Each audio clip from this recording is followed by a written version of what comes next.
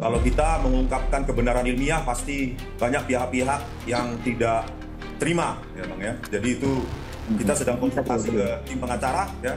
Apakah kita nanti akan lapor balik atau tidak itu?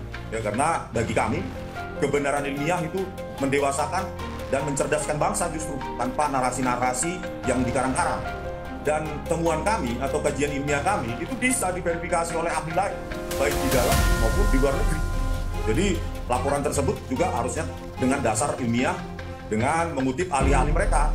Tetapi kedewasaan kita menerima kajian ilmiah itu, dia harusnya membawa kita ke peradaban yang lebih baik. Jadi temuan atau kajian itu harusnya dilawan atau diverifikasi atau di-counter oleh kajian ilmiah juga.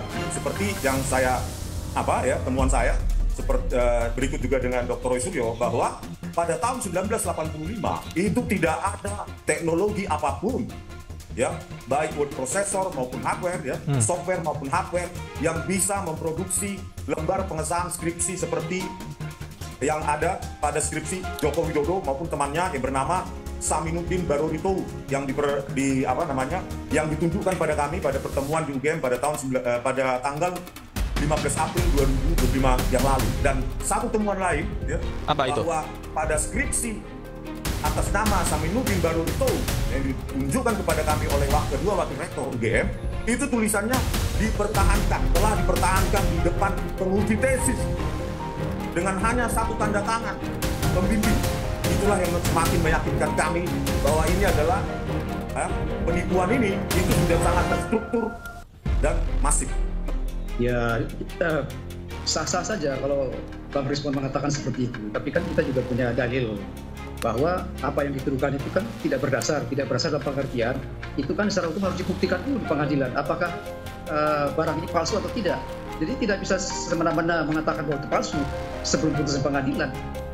Nah, itu sebabnya kita melaporkan ketiga oknum ini, ya, karena kita melihat bahwa perbuatan mereka itu kan sudah menyatakan permusuhan, kemudian kebencian, kemudian penghinaan kepada masyarakat luas.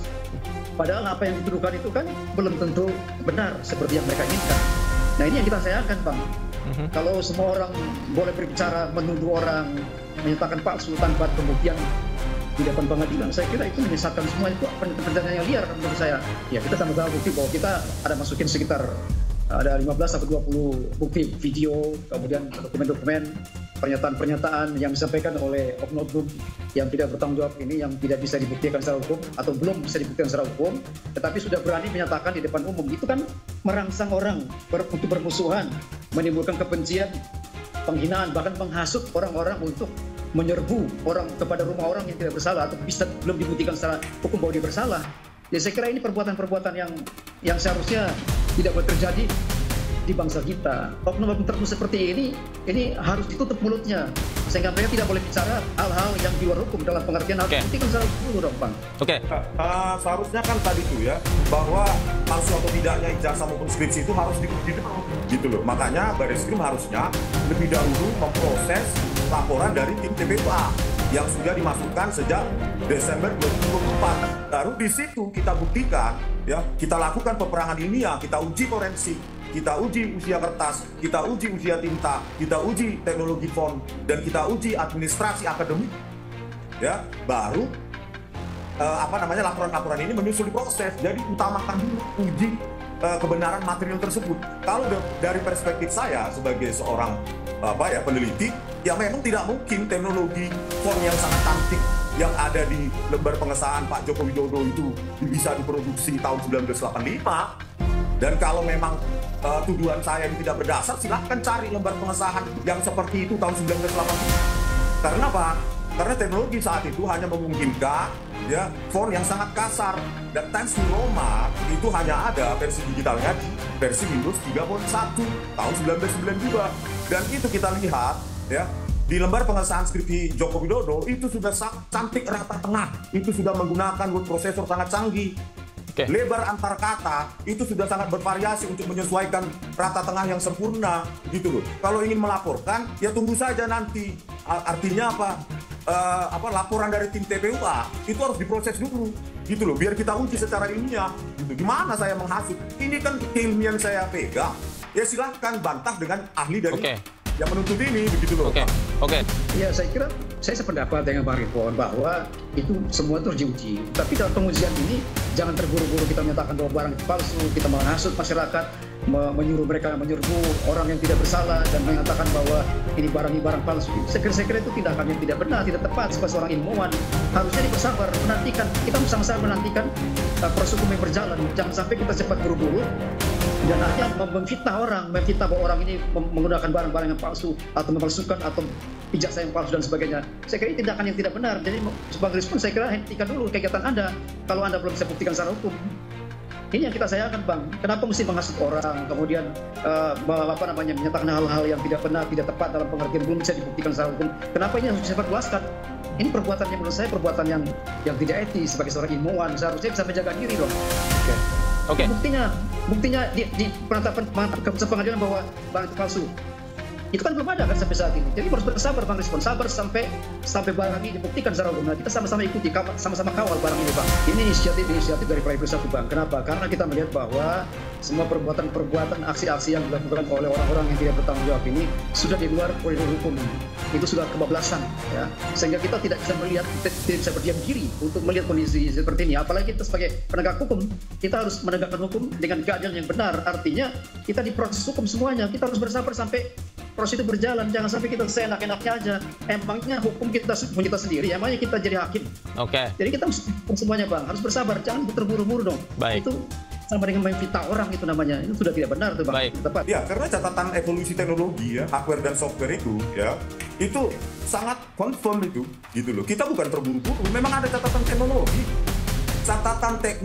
yang timelinenya tercatat di dunia, di sejarah, didokumentasikan dengan baik. Jadi itu bukan buru-buru, bisa diperiksa, orang juga semua tahu gitu loh, bahwa itu Times New Roman, bahwa Times New Roman itu hanya ada sejak Windows 3.1 dikembangkan dan lisensinya dibeli oleh Windows dan Adobe di Windows 3.1 dengan teknologi algoritma kurva Bezier, Windows 2 dan 3. Di mana terburu-burunya? Itu sudah confirm itu, gitu loh. Kecuali memang ya UGM bisa melakukan lewat ahlinya memproduksi lembar pengesahan skripsi seperti itu ya, dengan teknologi secantik itu, teknologi printing secantik itu dengan tahun 1985. Kalau menggunakan software maupun hardware itu catatan teknologinya jelas. Di mana buru-burunya? Oke. Tidak buru-buru karena terdokumentasi dengan baik di catatan teknologi itu. Teknologi berkembang itu terikat waktu dan ruang dan waktu. Maksud saya, gitu, Bang. Apa yang dilakukan oleh Bang Respon dan teman-teman itu sudah kebablasan, walaupun dengan alasan ilmiah, dengan alasan teknologi. Kita hormati semua, sama-sama kita ikut teknologi. Tetapi teknologi ini tidak boleh juga melanggar hukum. Kan Anda sudah memfitnah itu. Kan Anda sudah menyatakan bahwa barang ini palsu menurut temuan Anda, menurut ilmuwan yang Anda pelajari. Itu menurut Anda itu barang ini itu harusnya konsumsi Anda sendiri, tidak boleh konsumsi secara umum sebelum putusan pengadilan yang ada, yang penetapan pengadilan atau putusan pengadilan yang inkrah mengatakan bahwa barang ini palsu. Jadi yang Anda lakukan ini itu sebetulnya seharusnya tidak bisa dipublikasikan karena apa? Itu melanggar hukum. Oke. Anda tidak paham hukum dalam hal ini. Artinya Anda menganalisis sesuatu menurut pendapat Anda, menurut teman Anda, lalu Anda menilai, Anda mencap sendiri, memfitnah orang, kemudian Anda mengatakan bahwa ini putusan pengadilan yang Anda jadi hakim sendiri, menyatakan bahwa ini palsu. Itu nggak benar itu. Oke, baik. Tidak benar tuh. Baik. Secara ilmuwan tidak boleh begitu. Baik. Siap, Bang. Siap. Ya, tadi ya catatannya sedikit bahwa kajian ilmiah itu bukan untuk pribadi. Ya. Kita untuk mencerdaskan bangsa, gitu. Dan kajian itu tidak buta, ya, tidak ditujukan pada orang-orang tertentu. Itu bukan ditujukan pada Jokowi siapapun, ya, baik. Yang kita analisa. Melakukan pemalsuan, ya. Bukan hanya untuk Jokowi, bukan hanya untuk Jokowi. Jadi, makanya saya bilang sebelum Bang Boy Kanu menyimpulkan bahwa saya melakukan penghasutan, kenapa Anda tidak meng-hire ahli, ya, baru menyimpulkan, baru dibandingkan dengan hasil kerja saya, begitu, Bang. Baik. Itu nanti kita publikasi di pengadilan. Oke, baik. Pengadilan bukan di sini. Oke.